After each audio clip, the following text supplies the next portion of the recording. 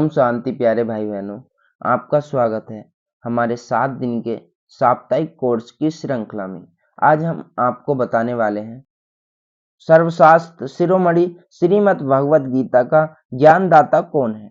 यह कितने आश्चर्य की बात है कि आज मनुष्य मात्र को यह भी मालूम नहीं कि परम प्रिय परमात्मा शिव, जिन्हें ज्ञान का सागर तथा कल्याणकारी माना जाता है, ने मनुष्य मात्र के कल्याण के लिए जो ज्ञान दिया, उसका शास्त्र कौन सा है। भारत में यद्यपि गीत ज्ञान को भगवान द्वारा दिया हुआ ज्ञान माना जाता है, तो भी आज सभी लोग यही मानते हैं कि गीत ज्ञान श्री कृष्ण ने द्वापर युग के अंत में युद्ध के मैदान में अर्जुन के रथ पर सवार होकर दिया था। गीता ज्ञान द्वापर युग में नहीं दिया गया, बल्कि संगम युग में दिया गया। चित्र में यह अद्भुत रहस्य चित्रित किया गया है कि वास्तव में गीता ज्ञान निराकार परमपिता परमात्मा शिव ने दिया था और फिर गीता ज्ञान ने सतयुग में श्री कृष्ण का जन्म हुआ था। अतः गोपेश्वर परमपिता शिव श्री कृष्ण के भी परलौकिक पिता हैं और गीता श्री कृष्ण की भी माता है। यह तो सभी जानते हैं कि गीता ज्ञान देने का उद्देश्य पृथ्वी पर धर्म की पुनः स्थापना ही था। गीत में भगवान ने सृष्टि कहा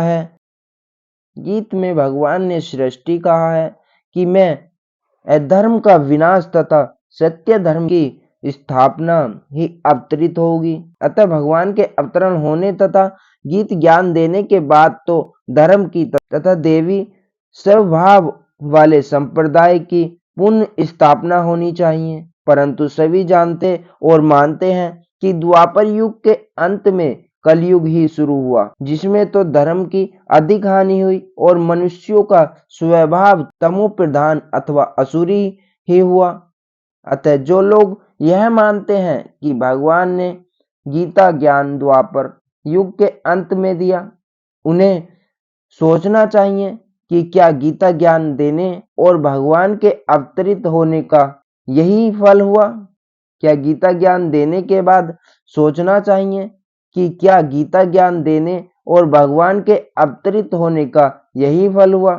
क्या गीता ज्ञान देने के बाद अधर्म का युग प्रारंभ हुआ। स्पष्ट है कि उनका विवेक इस प्रश्न का उत्तर न शब्द में ही देगा। भगवान के अवतरण के बाद कलयुग का प्रारंभ माना तो भगवान की गलानी करना है, क्योंकि भगवान का यथार्थ परिचय तो यही है कि वे अवतरित होकर पृथ्वी को असुरों से खाली करते हैं और यह धर्म को पूर्ण कलाओं सहित स्थापित करके तथा नर को श्री नारायण बनाकर मनुष्य की सद्गति करते हैं। भगवान तो सृष्टि के बीज रूप तथा स्वरूप हैं। अतः इस धरती पर उनके आने के पश्चात तो नए सृष्टि वृक्ष अर्थात नई सतगुरी सृष्टि का सतोभव होता है। इसके अतिरिक्त यही द्वापर के अंत में गीत ज्ञान दिया गया होता हो। कलयुग के सतो प्रधान काल में तो उसकी प्रारब्धा ही न भोगी जा सकती। आज भी आप देखते हैं कि दीपावली के दिनों में श्री लक्ष्मी का आह्वान करने के लिए भारतवासी अपने घरों को साफ सुथरा करते हैं तथा दीपक आदि जलाते हैं। इससे स्पष्ट है कि अपवित्रता और अंधकार वाले स्थान पर तो देवता अपने चरण भी नहीं धरते।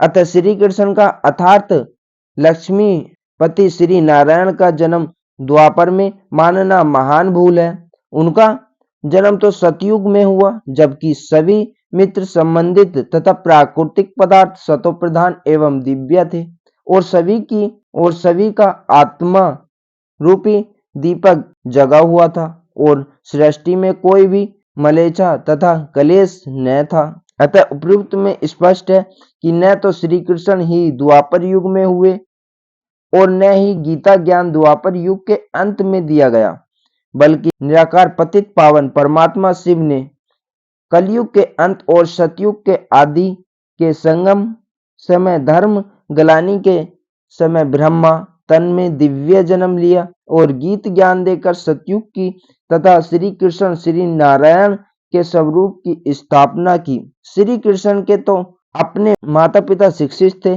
परंतु गीता ज्ञान सर्व आत्माओं के माता पिता शिव ने दिया। ओम शांति प्यारे भाई बहनों।